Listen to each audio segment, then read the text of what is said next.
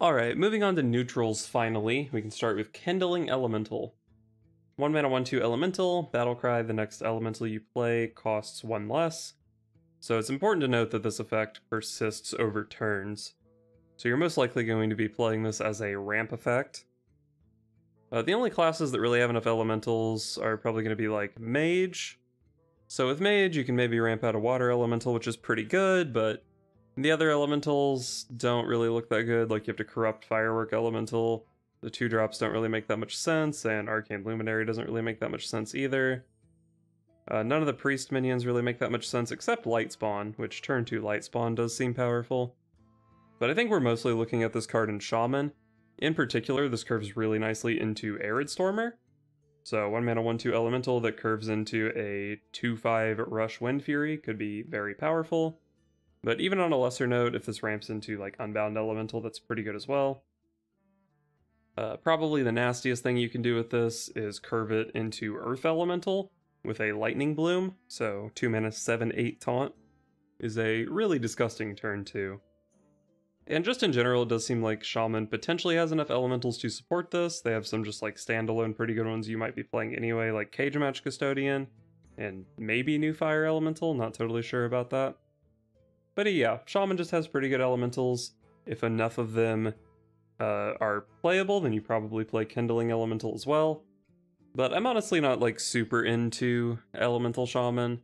I don't know that it'll be the best way to go with Shaman. Seems like elemental payoffs historically have been kind of weak, and I'm not really sure that they're super good in this set either. But maybe some just like control shaman that plays a package of elementals or something along those lines. Next up we have Far Watchpost. 2 mana 2/4, can't attack. After your opponent draws a card, it costs 1 more up to 10. So 2 mana 2/4, good stat line. It can't attack, but it still kind of has like a soft taunt effect. Your opponent can't really just ignore this. So I think the stats are pretty relevant, and we can kind of say that this is a 2 mana 2/4, unlike say Ancient Watcher, which you wouldn't really consider a 2 mana 4/5. But yeah, I also just think the effect on this is pretty powerful, right? After your opponent draws a card, it costs 1 more. If you play this against a tempo or aggressive deck, then like sometimes they draw a 2-drop on turn 2, but it costs 3, so they just miss their turn 2, and that's like devastating against some sort of tempo deck. So this card seems really powerful in those matchups. It's less good against control because like if you hit an 8 mana card, then you make it cost like 12% more, but if you hit a 2 mana card, you make it cost 50% more. So the cheaper the card you're hitting, the more effective this is, which generally makes it better against aggressive decks. So yeah, I think this could be good in aggressive mirrors, but it also could be good like as a control card against aggressive decks. I think this card is just pretty good. It's stats, it's a lot of stats that your opponent can't ignore, which is just like pretty good, right? Comes down early enough in the game to be pretty obnoxious and hard to ignore. Next up we have Hecklefang Hyena. 2 mana 2/4, Battlecry, deal 3 damage to your hero. It's also a beast. So obviously you want to compare this to Flame Imp, and Flame Imp is a really good card, right? 1 mana, basically overstated card that deals 3 damage to you in exchange for being overstated.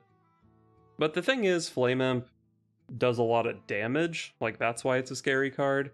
Normally 1-drops are like 1/3s, right? Or maybe a 2/2. So Flame Imp does more damage than those. The Hecklefang Hyena does the same amount as a River Croc. Makes it just seem a lot less impressive. It's like maybe a good beast in a Beast Hunter deck, but I think there's a better neutral beast for that.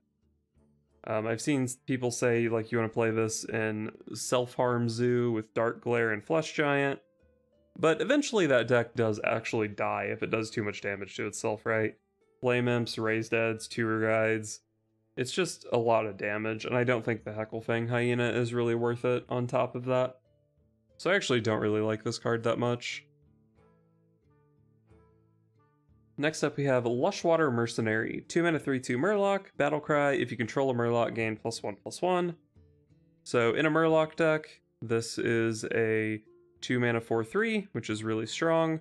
So it's really just a matter of, is there going to be a Murloc deck?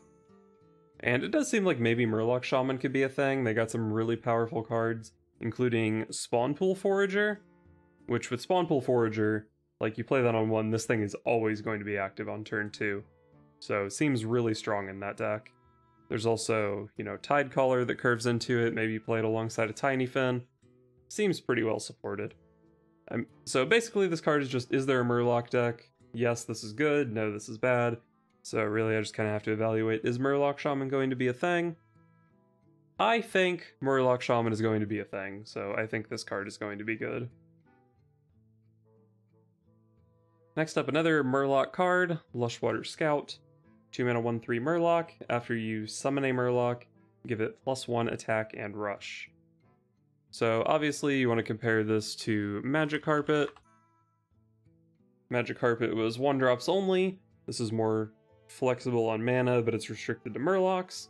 But the thing is, if you're playing a Murloc deck, probably like all of your minions are Murlocs. So I would say this is less restrictive than Magic Carpet. It also comes down earlier than Magic Carpet. It's easier to combo than Magic Carpet because it costs 1 less mana. Although, to be fair, a lot of the Murlocs cost more than 1 mana, so that's a little bit offset. But this is also summon instead of play. So, like, if you play Murloc Tidehunter, for example, the scout that you get off the Tidehunter would also get +1 attack and rush, which is really nice.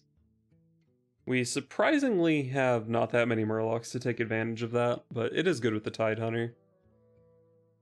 So yeah, I mean, I do just think this is a good card in Murloc decks. Again, our Murloc deck's going to be good. I have faith in Murloc Shaman, so good card, I would say.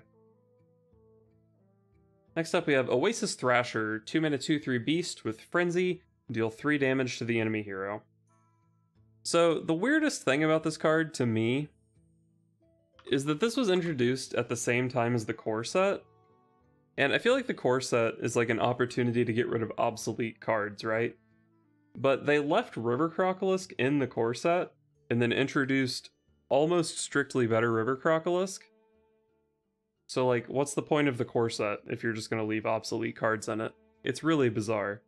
Like, they got rid of Bloodfin Raptor, but they kept River Crocolisk and then printed better River Crocolisk. Really bizarre. But as for the card itself, I think it is pretty good. It's a beast, which is like relevant in the Hunter class. Hunter cares about going face, so the Frenzy effect is relevant there as well. 2 mana 2/3, good enough stats. You're not always going to get the Frenzy, but when you do, it's really nice. When you do get the Frenzy, it's basically just neutral Kobold Sand Trooper, right? And Hunter already plays Kobold Sand Trooper, so just seems pretty good. Outside of Hunter, I'm less convinced this will see play, because I think the Beast tag is pretty important.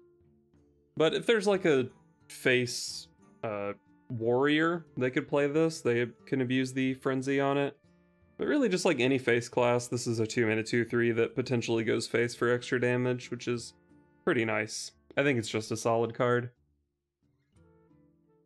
Next up we have Peon, 2 mana 2/3 Frenzy. Add a random spell from your class to your hand. So compare this to the Thrasher, same stat line, it's got Frenzy, gotta be good, right? Well, not really, because any deck that's playing the Thrasher, like, hitting the 3 face damage is just always good.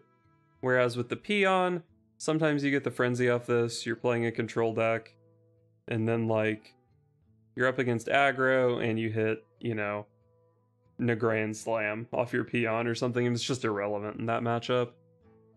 So yeah, Peon is definitely much less consistent than the Thrasher. And I think if you want this sort of effect, you just play Wandmaker instead. 2-drop that gives you a spell, Wandmaker is just way more consistent. So yeah, not a big fan of the Peon. Next up we have Talented Arcanist. So this is a 2 mana 1/3 with Battlecry. Your next spell this turn has +2 spell damage. So Mage had a very similar card to this called Celestial Emissary. And if I remember correctly, this card didn't really see much play. But it is a powerful effect, and this card ends up having better stats, I think. 2 mana 1/3 is better than 2 mana 2/1. So this card still has some potential. I think Mage is probably still one of the classes most likely to play this. It's good with, say, Shooting Star. I guess it's good with Cram Session. It's good with Cone of Cold, potentially, maybe Combustion. They do lose Arcane Explosion, which is sad, but still has plenty of synergies. It can also just be 2 mana, deal 2 damage if you fireball your opponent in the face or hit them with a Runed Orb. So yeah, it seems like this card has a lot of potential in Mage. Shaman is another class that could potentially abuse this. It can be a face card with Lightning Bolt. It's a good AoE with Chain Lightning or Landslide or Lightning Storm. Really good card with Molten Blast as well if you're playing that for some reason. Good with Dunk Tank. So yeah, just a good card in Shaman.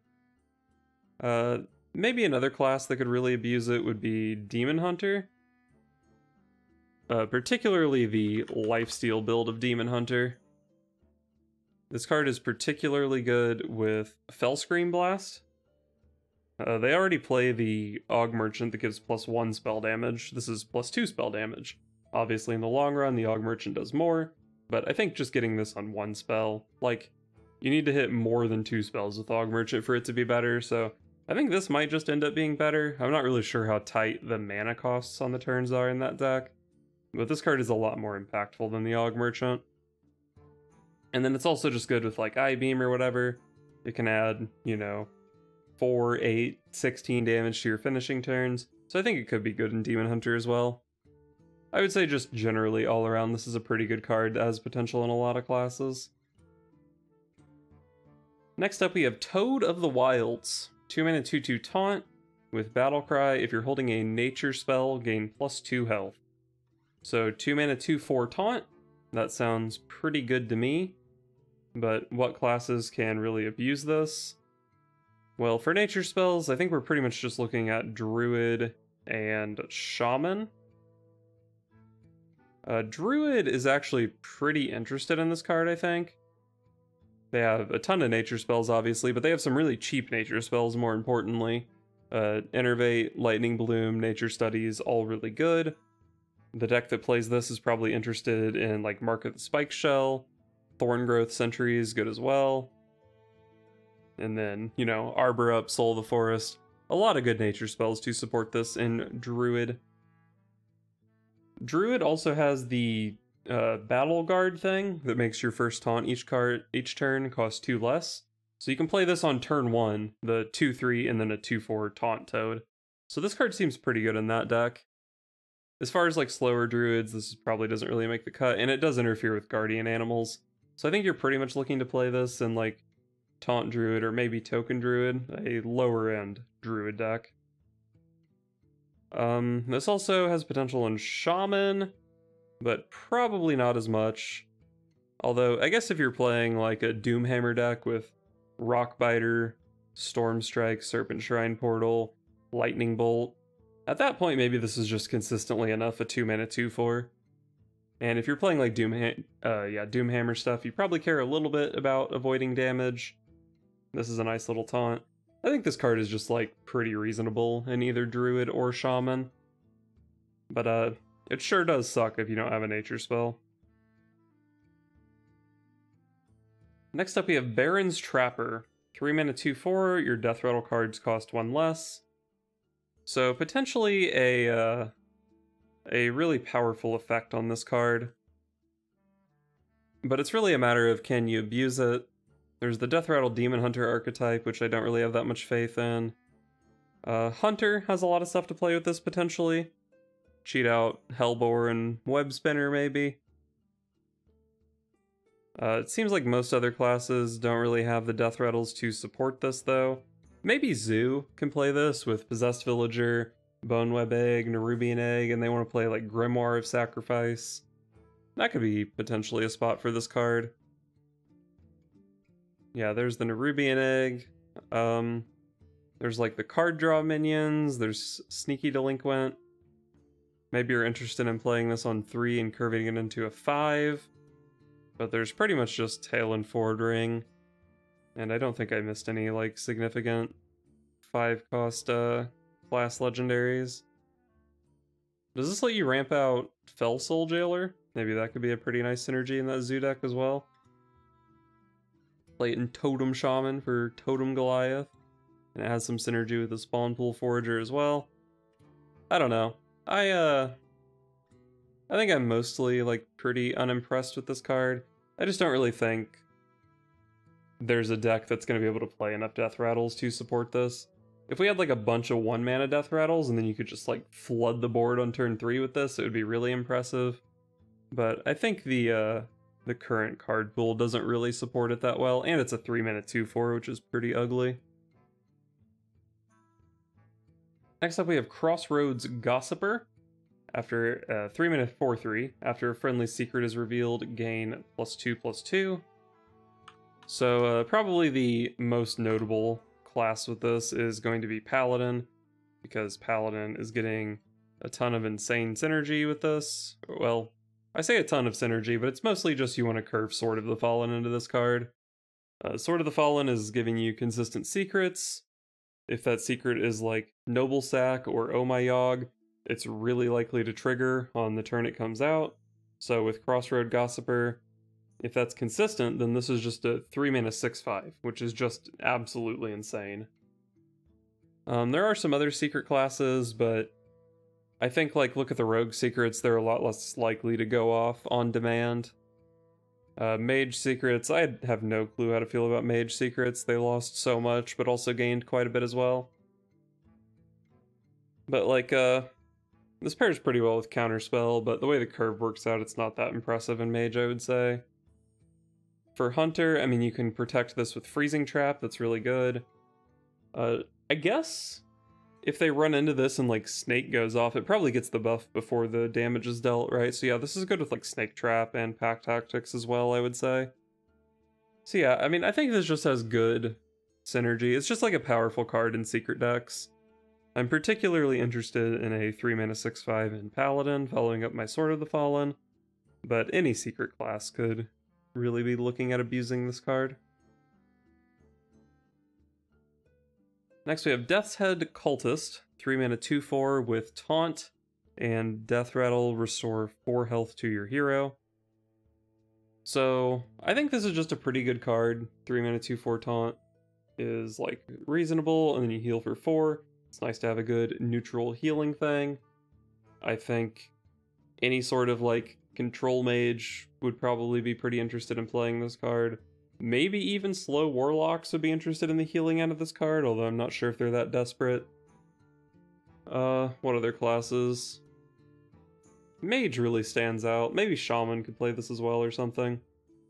But it does also have some synergies. This is potentially good in like Death Rattle Demon Hunter. You can pull this off Razorboar and Razorfin Beastmaster. It's also a Taunt minion, which has synergy with, I think the card is called like Battle Guard or something. Yeah, Razormane Battle Guard. So this is like a 1-mana 2/4 in that deck. There's some synergy there. And as I said, I think it's just generally like a good control option. This very much feels like it's probably going to be like the 28th to 30th best card in whatever deck it goes in. But you know, a deck needs to have 30 cards, so being the 30th best one is pretty reasonable. I think it's just a solid card to look at if you're some sort of control deck that's dying a little bit too often. Maybe like a Bone Wraith or something. Next we have Hog Rancher, 3-mana 3/2 with Battlecry. Summon a 2/1 Hog with Rush. Most important to note that the Hog on this is really cute. But the card itself I don't think is super impressive. Like a 3-mana 5/3 kind of, which is like okay, but the way the stats are separated, like if the Hog kills something it's cool, but then it's still just like a 3-mana 3/2, which is not especially impressive. And like on turn 3, how often is the 2 damage really that good? I mean, this kind of just reminds me of SI7 Agent, right? SI7 Agent with 1 less health. And SI7 Agent's not even a particularly good card at the moment. So yeah, I mean, I don't really love the Hog Rancher. It's not like completely unreasonable that anyone would ever play this, but it's definitely not exciting. Next we have Horde Operative, 3-mana 3/4 Battlecry, copy your opponent's secrets and put them into play. This is a card that I have reviewed already, but I will just restate my review of it, which is if there are a lot of secrets, this card is probably pretty good. and if there aren't a lot of secrets, it's probably not that good. I also think that just like copying your opponent's secrets is like annoying for your opponent, but it doesn't really solve your problem that your opponent has, you know, like counterspell and all that kind of shit up. You don't really solve the problem, but it is just a lot of good value in that matchup if it comes down to it. Maybe if Secret Paladin is just everywhere with their new support cards, then this card is pretty good. But again, you don't really solve the problem that the opponent has, you know, Noble Sack, Avenge, Reckoning, all that stuff up. But yeah, if there are a lot of secrets, you play this. If there aren't, you don't. Just a tech card. Next we have Mankrik, another card I've already reviewed, but I'll touch on it again. So it's a 3-mana 3/4, you shuffle a like token thing into your deck, and when you draw that, you get a 3/10 that punches the opponent in the face. 3-mana 3/4 is like fine, but not incredible. I think generally you're like not that likely to find your wife in a reasonable time frame. And even when you do, like you get a 3/10 that goes face, which is powerful, but it doesn't like remove a minion, it doesn't have taunt or anything like that. So it's like pretty strictly a face card. And it's a face card that like requires you to have a lot of card draw. So like maybe Rogue could play this because they have insane card draw, but it just kind of seems like it's not the best thing Rogue could be doing. It doesn't trigger off of Secret Passage either because you don't actually draw the card. It just seems kind of unimpressive. And particularly, like, if you're a face deck that's, like, hitting this toward the end of the game, then your opponent probably has removal saved up because you're just going face and not playing significant threats. So yeah, I don't really like this card that much. I think the token does cost 3, so you can draw it with Barak. But I think that's pretty optimistic that you're going to have Mankrik on curve every game and then have Barak on curve to follow it up when they're both legendaries. So, I mostly don't really like Mankrik, but it's not, like, unreasonable that the card would potentially see play. Next we have Mor'shan Watchpost. 3-mana 3/5, can't attack. After your opponent plays a minion, summon a 2/2 Grunt. So yeah, compare this to the previous Watchpost, it's just an overstated minion that the opponent can't really ignore. It can't attack, but it sort of has like a soft taunt. And, like, if you get this down when your opponent doesn't have 5 damage in play, like, they kind of have to play minions to kill it, but then they give you minions. And since you're getting the 2/2 on the opponent's turn, you can attack with it when it comes back to your turn. And you can use the grunts to protect the Watchpost, which, you know, makes more grunts to protect the Watchpost. So I think the card is probably just pretty good. You play this on turn 3 against aggro, and it's a huge pain in the ass to deal with. Just seems pretty solid. It's a lot worse against Control because Control can pretty feasibly just like not play minions for a while. And then they just remove this with something that does 5 damage to it. But even then it's still a 3-drop that they had to send 5 damage into. So I think this card is just like pretty solid, similar to the other Watchpost. Play it on 3 and your opponent's going to be really upset. Next up we have Ratchet Privateer. 3-mana 4/3 pirate with Battlecry, give your weapon +1 attack. So we have seen in the past that there have been some similar cards to this. Toxicologist is now in the core set, which is probably going to be the biggest competition for this card. But I do think a 3-mana 4/3 is a better stat line than a 2-mana 2/2. So it depends how much you value the buff versus how much you value the body on the card. There's also like Naga Corsair, which did see some play in Pirate Warrior back in the day. So, like, I don't think it's unreasonable. Like, I think a 3-mana 4/3 is better than a 4-mana 5/4, I think. So, like, I think this card is pretty competitive. But the issue with it mostly is, like, what weapon are you playing this on? You really want to curve it, like, turn 2, or off of a turn 1 weapon, maybe. So, like, in Demon Hunter, you could play it with, like, True Aim Crescent or Tusk Piercer. Neither of those seems super impressive. It's good with Headhunter's Hatchet, potentially. Maybe you play, like, a Face Hunter that plays Headhunter's Hatchet and True Aim Crescent. And then this is just, like, 3-mana 4/3 that deals somewhere between 2 and 4 damage. Like, that would be really strong potentially if your True Aim Crescent just went face 4 times with a buff on it.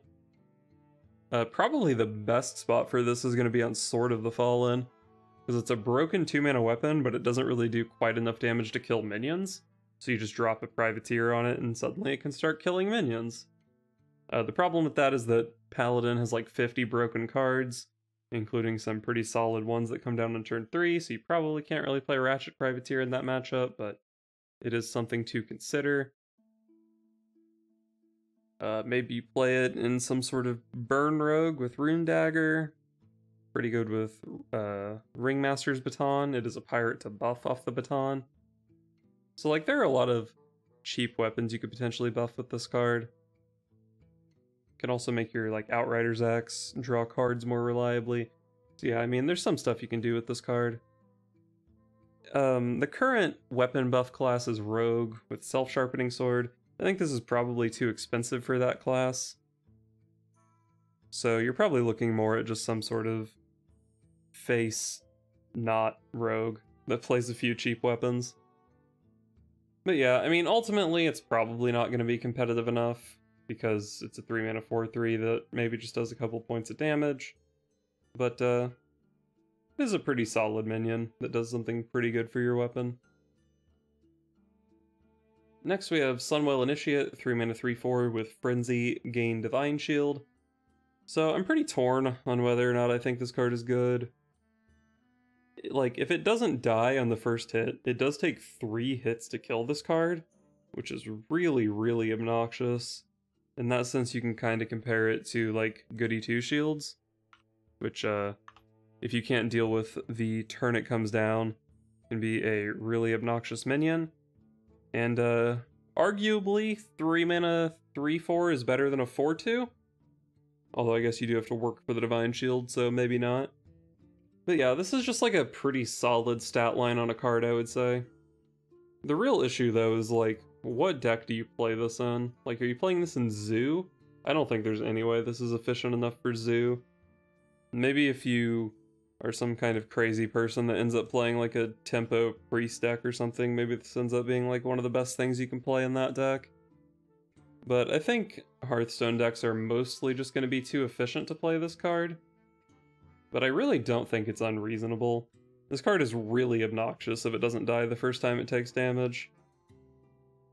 I will say though that like one of the best Frenzy activators we've been referring to is Guardian Og Merchant. And this card kind of sucks with Og Merchant because the Divine Shields are redundant. But you know, it's good with like Rocket Og Merchant, I guess. But yeah, I don't know. This is a weird card to evaluate. I think it's like strong enough to be a contender. I just don't know what deck would ever really have this in their list of 30 cards. Next up we have Venomous Scorpid, 3-mana 1/3 beast with Poisonous and Battlecry, discover a spell. So I want to compare this to Vol'jin Scoundrel. But yeah, compare this to Vol'jin Scoundrel. This loses 1 attack but gains Poisonous, which seems like a really solid trade-off. The thing about Vol'jin Scoundrel is it gets you a card, but it just kind of gets value traded. With the Venomous Scorpid, it doesn't get value traded. So the Scorpid draws a card, kills a minion, it's very likely to 2-for-1. I think pretty much any control deck is like somewhat interested in playing this card. It's just a good card. It kills a thing and gives you a thing for only 1 card. I'm interested in playing this in control decks. It's also a beast for N'Zoth, and it's not always easy to find a beast for N'Zoth. And it does actually stay relevant in the late game despite being a 3-mana card since it has Poisonous. Next we have Blademaster Samuro, a card I have reviewed before but I will touch on it again. So it's a 4-mana 1/6 with Rush and Frenzy, deal damage equal to this minion's attack to all enemy minions. So I think you need to buff this card for it to be worth it, but there are actually quite a few pretty reasonable ways to buff this card in Standard going forward. One of those ways is going to be Survival of the Fittest. When you give this thing +4 attack, it's really insane. That deck probably also plays Arbor Up, and maybe it plays like Ironbark or something else as well to abuse this.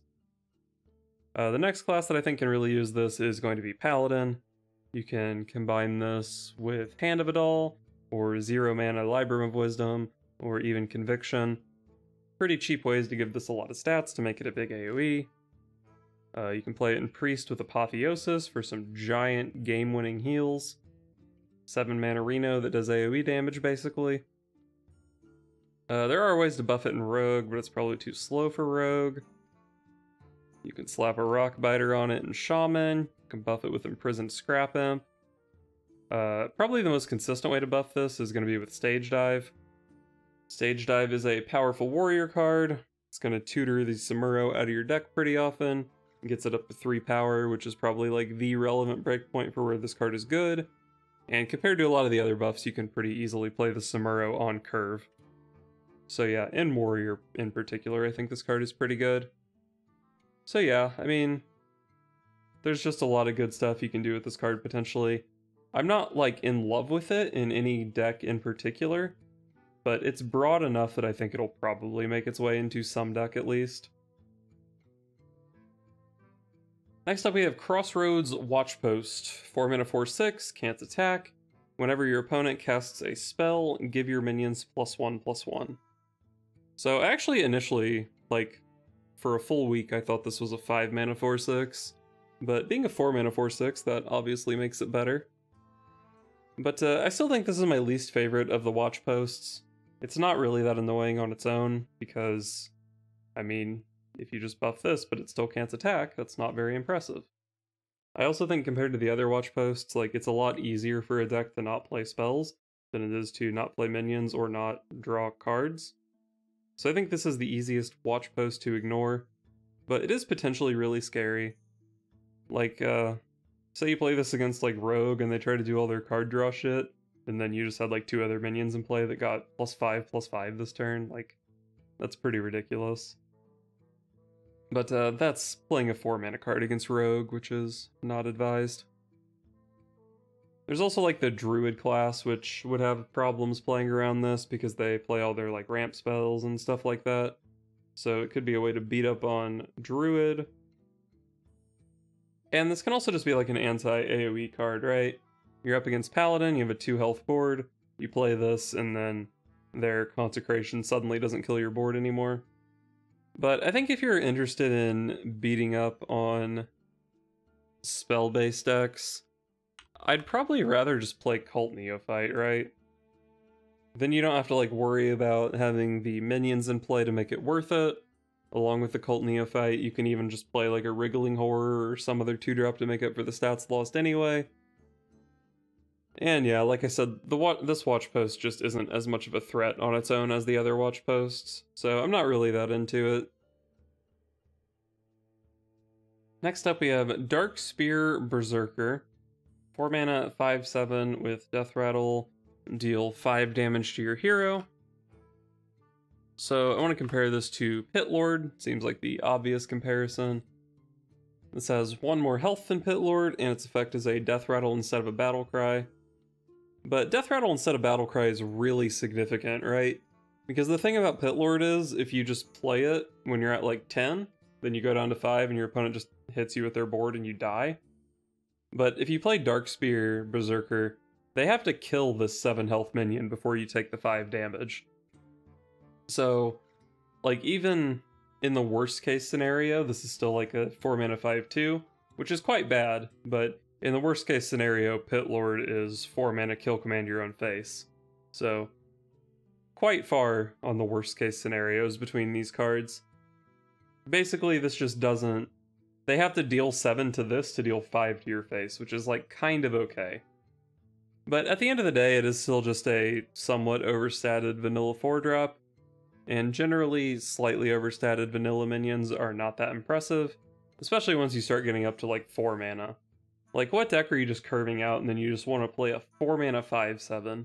Like, I'm not playing that in Zoo or Rogue or Face Hunter or anything like that, really.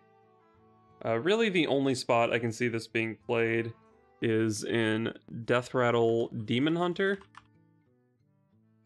because you can summon this for free off of Razorfin Beastmaster, and this deck in general is just kind of starved for good Death Rattles. But, I mean, this card is still pretty unimpressive. The support cards for it are pretty unimpressive, so can't really say I'm a big fan of the Darkspear Berserker. Next up we have Gruntled Patron, 4 mana 3/3 with Frenzy, summon another Gruntled Patron. So, I mean, obvious comparison for this card is Grim Patron, which was very similar, but costs 1 extra mana. The downside of Gruntled Patron, though, is, like, it was really common on Grim Patron to go Inner Rage Whirlwind, and then you would end up with 4 patrons. But because of the way Frenzy works, if you do that to Gruntled Patron, you end up with only 3 patrons. So it doesn't multiply as effectively. But, I mean, probably the more relevant thing is that Warsong Commander is no longer broken. It is back in the core set, and it is buffed, but it now gives your minions Rush instead of Charge, so new Patron Warrior is not going to be OTKing people nearly as often. But Patron Warrior did exist after Warsong got nerfed. You just played for board, and it was like pretty solid. But I'm not sure that just making some 3/2s and 3/3s is as strong as it used to be.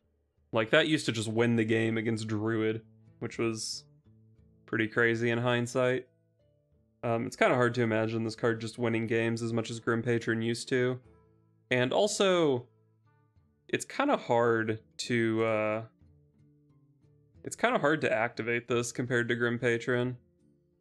Like, if we look at the Warrior class, Inner Rage did not make the way into the core set. Obviously, Deathspite is long gone. So we're looking at, like, Whirlwind and Cruel Taskmaster, which are just not as impressive of activators as they used to be. I'm not totally sure how this works with Minefield, but I don't know, that could potentially be a really nasty 6-mana board, but you'd still have to get a little bit lucky. It is still good with, like, Pinflinger, Guardian Og Merchant type stuff.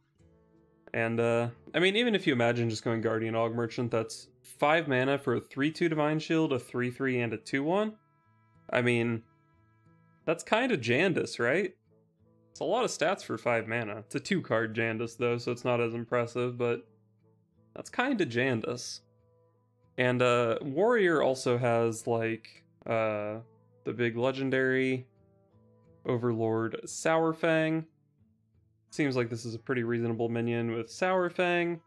The Sourfang can also give you Whirling Combatant, which is pretty good with the Gruntled Patron. So I actually could see Gruntled Patron being pretty good going forward. I'm of course focusing on Warrior because, you know, Patron Warrior. But it does seem like Warrior's probably the class for this card. I mean, I'm sure there are other classes that could use it, but I don't think any of them use it as well. But I guess, like, maybe you just, like, play this in aggro decks with Guardian Og Merchant and Bone Chewer Brawler. Like, that's just a bit of an aggro package, right? Og Merchant, Bone Chewer Brawler, Gruntled Patron, and then whatever Frenzy minion that class got. Play it with Oasis Thrasher. Sick neutral Frenzy curve. So yeah, this card is, like, pretty reasonable. I don't think it's Grim Patron, but it's pretty good. Next we have Injured Marauder, 4 mana 5/10 with Taunt, and Battlecry deals 6 damage to this minion. So, I mean, you compare it to, like, Injured Blademaster, basically.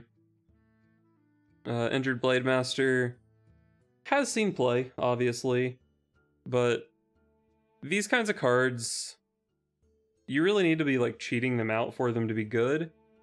And it's gonna be pretty hard to cheat out the Injured Marauder. If we look at, like, what cards you can summon this with, really the only ones that you can, like, potentially cheat this with are gonna be, like, Commencement. And this card is, like, pretty serviceable in a Commencement deck. If you hit it off the Commencement, it is a 5/10 Taunt Divine Shield, which is nice and big. But it's also just like a 4 mana 5/4 Taunt that you can play if you don't hit it off Commencement. Maybe kind of nice.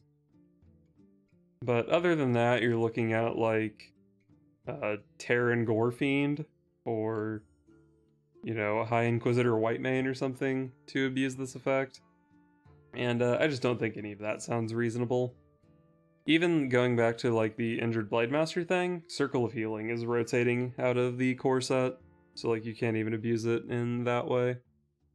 So yeah, like pretty unimpressed with this minion. I think you need to cheat it out or have like a really efficient way to heal it, and those sorts of things just don't exist in standard at the moment. Oh boy, next up we have Kazakus Golem Shaper. 4 mana 3/3, Battlecry. If your deck has no 4-cost cards, build a custom golem. This is, for me, by far the most difficult card to evaluate. But I don't know, I'm not like super high on it. We can like look at the effects available to this card. Okay, the video production's gonna take a hit, but just ignore this black bar on the left. So yeah, the first choice you have to choose between keywords. There's like Taunt, Stealth, Poisonous Lifesteal, Rush, Divine Shield. I mean, they're fine, but none of that's really on the power level of old Kazakus. And then there's like, deal 3 damage to random enemies, some amount of random enemies, that's like fine. Summon a copy of this, it's fine. Freeze random enemies, kind of sketchy. Drawing cards is fine, spell damage is like super sketchy. And buffing your board is also sketchy, but like pretty powerful. I think the thing I like the least about this card is, like with old Kazakus, it was usually pretty good to either make a 5 or a 1, like depending on the situation, they were both pretty good. But with this Kazakus, the 1 mana 1/1 golem just seems like so mediocre. Like you make your 1 mana 1/1 golem and then your choices are like Taunt, Stealth, Lifesteal. So you pick like, I don't know, Lifesteal.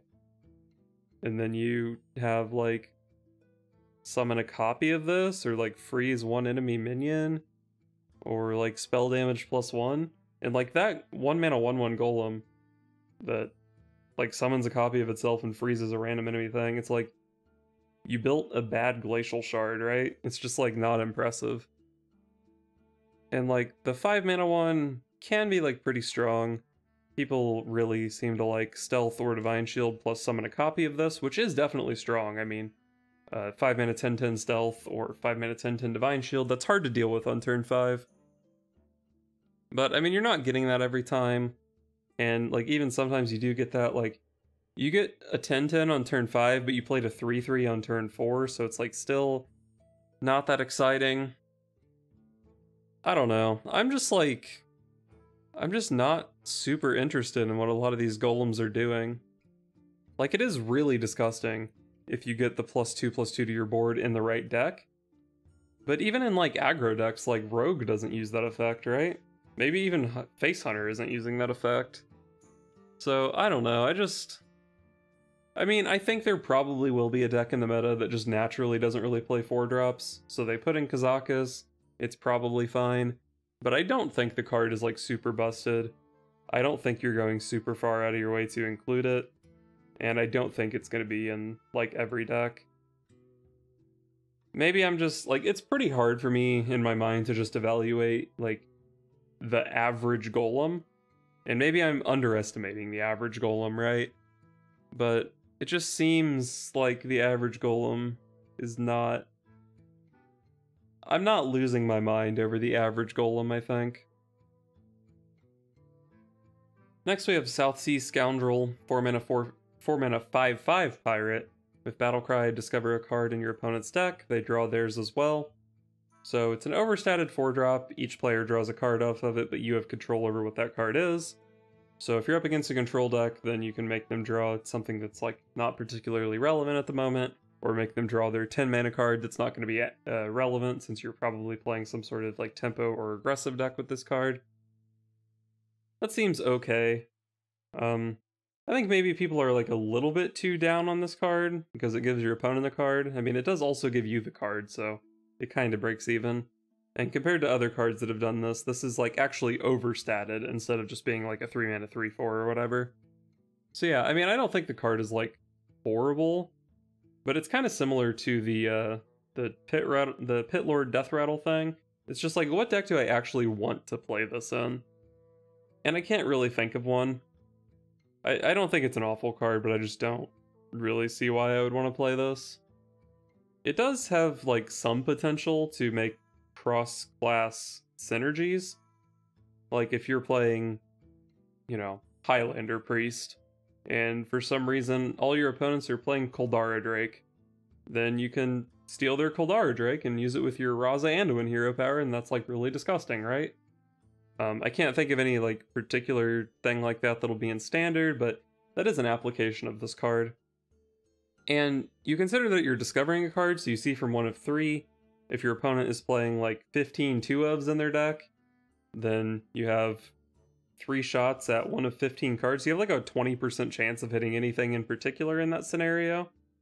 More realistically, it's probably more like a 10% chance once you account for like legendaries or whatever. But I mean, like, that's reasonable chance to hit something that could just win you the game in a specific combo or something. But I mean, that seems like a meme. I think this card is probably just not good because a 4-mana 5/5 is honestly not ridiculous. Next we have Spirit Healer, a card I've touched on before, but I will once again say why it's bad. 4-mana 3/6, after you cast a holy spell, give a random friendly minion +2 health. Paladin and Priest do have a lot of holy spells, but it's just really hard to imagine a scenario where you can play a 4-mana 3/6, you have enough holy spells to make this effect worth it, and you have like a relevant, and like you care enough about the board to care about this effect. It just seems like any deck you're playing this in could do something way better with 4 mana, so I really don't like it. I'm actually really shocked that this was like one of the first cards they showed because it seems so bad. Next we have Barrens Blacksmith, 5-mana 3/5 with Frenzy, give your other minions +2/+2. So kind of want to compare this to Fungalmancer, which was a really good card, right? 5-mana 2/2 with a similar effect. But compared to Fungalmancer, I mean, this does have more stats, which is great, but you do have to find a way to activate it, so it's a bit less of a 5-drop and more of a 6-drop, so it's slower than Fungalmancer, which probably does make it a worse card. But there are pretty reasonable ways to activate this. I think the only 0-mana way to activate it is going to be Backstab. And like that's pretty good, but I don't know if you really want to be playing this in Rogue, and is that the best use of your Backstab? Hard to say. But there are like actually quite a few 1-mana activators for this. I've talked a lot about Guardian Og Merchant and Pinflinger as frenzy activators, but this is also activatable with Animated Broomstick, which is pretty good. So like if you're playing an aggro deck that already plays those cards, like maybe you can just slot in Barrens Blacksmith and it's like pretty good. But it is still like a pretty slow card to just give stats to your board. It doesn't have any like insane specific synergies, which a lot of aggro decks care about. And it's also just like, I mean, you're not playing this in Face Rogue or Face Hunter, probably not playing it in Zoo. So it's just like, what deck would really care about this? I did mention like some kind of curve tempo thing with like Guardian Og Merchant and Bone Chewer Brawler and Gruntled Patron. Like this would probably be a good card for that deck, but I'm not really sure why that deck would exist. But if it does, then this card is pretty good. This might see play in Warrior, like some sort of tempo Warrior deck, I guess. Because that class got Overlord Sourfang, and that cares about having pretty much any playable Frenzy minion, right? This card is pretty good off of the Overlord Sourfang. And then you can actually activate it on curve with Whirling Combatant, potentially. And, you know, you're just playing like the sort of deck that would benefit from this effect. So like that's maybe a place that could see this. But I do think it is probably a bit expensive and needs too specific of an activator. Next we have Burning Blade Acolyte, 5-mana 1/1 with Death Rattle, summon a 5/8 Demon Spawn with Taunt. So, you know, 5-mana 1/1, Death Rattle, make a 5/8. I mean, that's a lot of stats, 5-mana 6/9 minion. But it's really slow. Like, the thing it gives you is Taunt, but you have to play this on turn 5, and then probably wait until turn 6 to trade it off to get the Taunt. And that's like really slow to just be getting a Taunt minion. It's just so low pressure for actually playing it on turn 5. And we've seen in the past with, oh, what was the card called? Twilight Summoner? Oh, I'm so right. It's called Twilight Summoner. Nice. I mean, we saw this card. It's like similarly overstated, comes down earlier in the game. And it was mostly just kind of bad too. So my hopes for this card are not very high. But there is the new Demon Hunter Death Rattle archetype. They have Death Speaker, I think the card is called. Yes, Death Speaker Blackthorn. This cheats out Death Rattles that cost 5 or less. Burning Blade Acolyte seems like a prime candidate for that. But I already thought this card was slow coming down on turn 5. You're telling me that on turn 7 I'm going to pull a 1/1 out of my deck and then I have to trade it off on turn 8 for it to be relevant? Not impressed. I mean, in theory, this card is like, it has an abusable effect if we had like Necrium Blade or something in Standard, but I just don't think there's a way to abuse this card and it's too slow on its own. Next we have Gold Road Grunt. 5 mana 3/7 taunt with Frenzy, gain armor equal to the damage taken. So +1 health on Fen Creeper. I think Fen Creeper was more than 1 health away from being playable, but this does have a Frenzy effect. It can gain you some armor. But the thing is, like, the thing about Frenzy minions is that they tend to be really obnoxious if you can't one-shot them. And this thing is really hard to one-shot because it has 7 health. But this Frenzy effect, like, if your opponent has a 5-power minion and a 2-power minion, they just send the 2-power minion in first, and then you just gain, like, 2 armor, which is very unimpressive, right? It's not like they're ever sending in the 5-power minion and then the 2-power minion.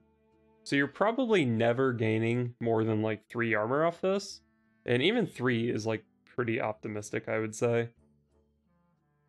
And, you know, sometimes you also just get no armor out of it, so I'm not very impressed with this card. I think there's probably just better stuff you can be doing on turn 5. So, yeah. I just think it's, not good. Next we have Razormane Raider, 5 mana 5/6 with Frenzy, attack a random enemy. This is a card I've talked about before. I basically just said that this is a vanilla 5-drop, and those tend to not be really good. We've seen, like, Stranglethorn Tiger. Is that guy still around? Hell yeah, Stranglethorn Tiger's still in Standard. I love the Tiger, but he's not great. And the Tiger probably gets its damage off more consistently than the Razormane Raider, so I'm really just not in love with it. I could potentially see playing this in a Frenzy Warrior. It's like a pretty good minion off Overlord Sourfang, honestly. But even in that deck, I think like maybe this Anchorman that draws a card would probably be a better minion. So yeah, I'm not really in love with the Razormane Raider. I think it just doesn't do enough for a 5-mana card. Next we have Shadowhunter Vol'jin, 5 mana 3/6 with Battlecry, choose a minion, swap it with a random one in its owner's hand. So we've played with this card before, we know it's like reasonably good. It's good for, you know, being a neutral sap, kind of. But, yeah, I mean, that's not like super impressive. And, did this set even give us like sappable stuff? We only got 6 cards that cost 7 or more mana. Oh, I didn't click on 8. We only got 8 cards that cost 7 or more mana. So, like, it's kind of hard to imagine why I would be super interested in this card. And, like, all of these cards you don't actually want to bounce, even if you had the opportunity. So, I don't think we're really being given too many good sap targets for this. There are, like, some of the neutral dragons, which are also not really good sap targets. So I think that's kind of underwhelming. And then in the same vein, it doesn't really look like we got anything to cheat out with this card, so not super in love with it. I mean, it is a fine card. We've seen that it's a fine card, but I don't think it's going to be, like, crazy going forward. Next we have Taurajo Brave, 6 mana 4/8 with Frenzy, destroy a random enemy minion. So it's 6 mana 4/8, it's like kind of big, I guess. The Frenzy effect on this is powerful. You get the Deadly Shot. But it is a Frenzy effect on the Deadly Shot trigger. So, like, your opponent is most often going to be able to choose when this activates. so they can just like trade things and play garbage minions, so that the Frenzy is not very reliable. Seems pretty unimpressive. If you're comboing this with like a Pen Flinger, then it's a 7-mana Deadly Shot, which is, you know, if you miss the shot on that, you're probably just going to lose the game, which is pretty sad. Yeah. I mean, you do get a 4/8 on top of it, of course, but pretty sketchy for a 7-mana play. It is really good to hit off of Overlord Sourfang. Seems like I've been saying that about a lot of cards. But you still have to play your 6-mana 4/8 at some point before the Sourfang. And that's in a class that can play Coerce, and like, I think Shield Slam is still around, so seems kind of sketchy. I mean, it's nice to have a neutral Assassinate effect, but I can't really imagine any deck actively wanting to play this card. Seems like most classes can do this effect better. Next we have Kargal Battlescar, 7-mana 5/5, Battlecry, summon a 5/5 lookout for each watch post you've summoned this game. So yeah, we've seen 3 watch post minions, and they're all like pretty solid, I would say. Or at least the Far Watch Post and the Mor'shan Watch Post are pretty solid. The Crossroads Watch Post is a little bit sketchy. But yeah, we can pretty reasonably play 4 Watch Posts in our deck. And this is for each Watch Post you've summoned. So if you can summon some extra Watch Posts, the card that's coming to mind for me here is Rally. So yeah, in Paladin or Priest, you can go Far Watch Post into Mor'shan Watch Post. They kill those, you rally, get 2 more Watch Posts. And then on turn 7, this guy makes 25 worth of stats. That's a pretty huge 7-mana bomb, considering that you're like already pretty interested in playing the Watch Posts. It's just a lot of stats coming down on turn 7. We've seen some cards like this have been powerful in the past, like the Dragon Mage thing that summoned for 5+ spells. We've seen like Sociologist Militia is good, Chef Nomi is potentially a good card, and this just kind of comes down on turn 7, floods the board. Maybe they can deal with it, that's fine. It's probably not your sole win condition. Seems like just a good card in a deck that's already playing Watch Posts, which might be a lot of decks. And then finally we have Primordial Protector, a card that I have touched on in the past, but I will look at it again. So obviously you want to be hitting some big spells with this, but there actually aren't that many big spells in Standard. I've sorted by 7+, but even like 7 and 8 cost spells are kind of sketchy, right? Because you're not playing this until turn 8. So at that point you're not really like cheating that much on the stats. And this card being an 8-mana card means it comes down like pretty late. So in combination with like needing a big spell, you kind of feel like you need to be cheating a little bit with the spell. And this being so expensive, it really seems like this is only going to be playable potentially in Druid. You can ramp it out with Overgrowth, and then you hit Survival of the Fittest. You make a 10-drop, and then you get to draw Survival of the Fittest, which is kind of your win condition. So that's like pretty reasonable. But honestly, even in Druid, I'm not like super thrilled playing this card. It's still just an 8-mana pile of stats, which you can die playing that. But you can protect yourself the turn you play it with like Strongman. So it's like definitely not unreasonable. And as I said, it tutors out Survival of the Fittest, which is one of the better cards in your deck. So yeah, it's like pretty reasonable as a card in Druid. I can't really see it seeing play anywhere else. I mean, you can like draw your board clears off of it with Warlock or Priest maybe, but like drawing a board clear with this is kind of weird because you like make a board that draws a board clear. Kind of awkward. And I think this does not really work that well with Libram of Hope, because Libram of Hope is discounted in the deck. So yeah, it doesn't really seem like there's much that supports this. Pretty much only has a chance with Survival of the Fittest, I would say. And it's definitely going to be worth trying out in the Survival of the Fittest deck, but I wouldn't be shocked if it didn't make the final cut. So yeah, that's all the cards. We managed to review 135 of them before the expansion dropped. Nice. Looking forward to the set, for sure.